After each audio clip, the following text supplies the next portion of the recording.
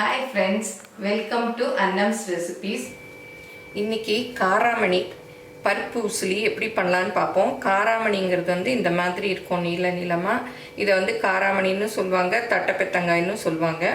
அதில் பருப்பு உசிலி எப்படி பண்ணலான்னு பார்ப்போம். அதுக்கு துவரம் பருப்பும் கடலை பருப்பும் ஊற வச்சுருக்கேன். துவரம் பருப்பு இந்த கப்பில் 1 கப்பு எடுத்திருக்கேன். கடலை பருப்பு இந்த கப்பில் பாதி. ரெண்டையும் ஒரு 2 மணி நேரம் ஊற வச்சுருக்கேன். இதை மிக்சியில் அப்படியே அரைச்சிக்கலாம். இந்த பருப்பை போட்டு இந்த மிளகாய் வத்தல் 4, உங்களுக்கு காரத்துக்கு எவ்வளோ வேணுமோ அவ்வளோ போட்டுக்கங்க. உப்பு, அப்புறம் கொஞ்சம் பெருங்காயம்,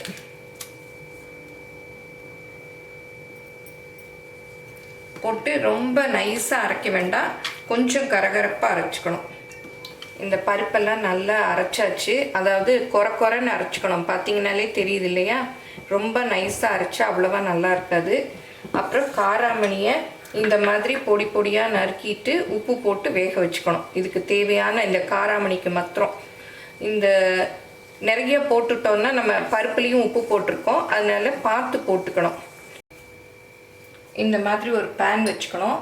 இதுக்கு தேவையான எண்ணெய், அதாவது ஒரு 2 டேபிள் ஸ்பூன் அளவுக்கு ஊற்றிக்கணும். எண்ணெய் நல்லா காஞ்சதும் கடுகு கொஞ்சம், உளுத்தம்பருப்பு கொஞ்சம் போட்டு அது பொரியிற வரையும் கொஞ்சம் வெயிட் பண்ணணும்.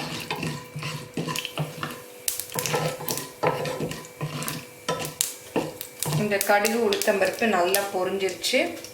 இப்போ இந்த கருவேப்பிலை வெங்காயத்தை போட்டுக்கலாம்.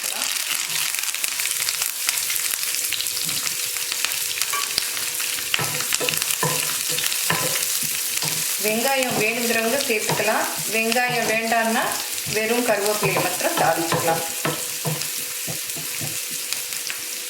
வெங்காயம் கொஞ்சம் நல்லா வதங்கினதும் நம்ம அரைச்சி வச்சுருக்கோம் இல்லையா, இந்த பருப்பு விழுது, அதையும் போட்டுக்கலாம்.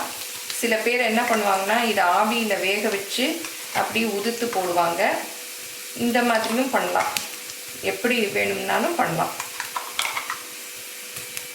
இதை போட்டுட்டு கொஞ்சம் மஞ்சள் பொடி போட்டு நல்லா வதக்கணும்.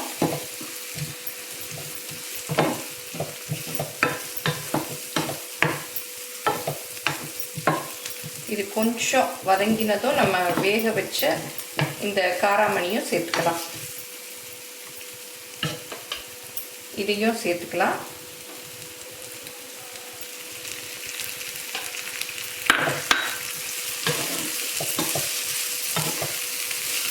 நல்லா மிக்ஸ் பண்ணி விட்டுறணும்.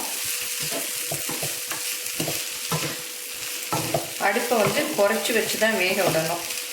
ஏன்னா நம்ம இப்போ தான் வேக விட போகிறோம். ஆவியில் வேக விட்டோம்னா சும்மா நம்ம மிக்ஸ் பண்ணி விட்டாலே போதும். இப்போ இது நல்லா இந்த பருப்பு வேகணும். இதை அடுப்பை குறைச்சி வச்சு ஒரு மூடி வச்சு மூடி அப்படி வேக விடணும்.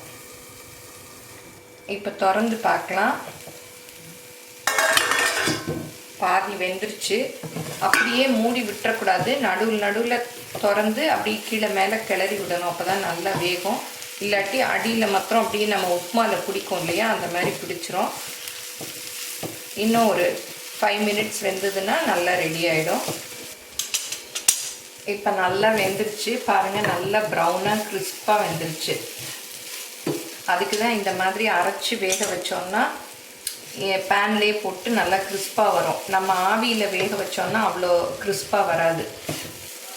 நான் உப்புலாம் போடலை, அந்த பருப்பில் போட்டதும் காயில் போட்டதுமே சரியாக இருந்தது. காரமும் சரியாக இருக்குது. நீங்கள் உப்பு காரமெல்லாம் உங்கள் தேவைக்கேற்ப போட்டுக்கங்க.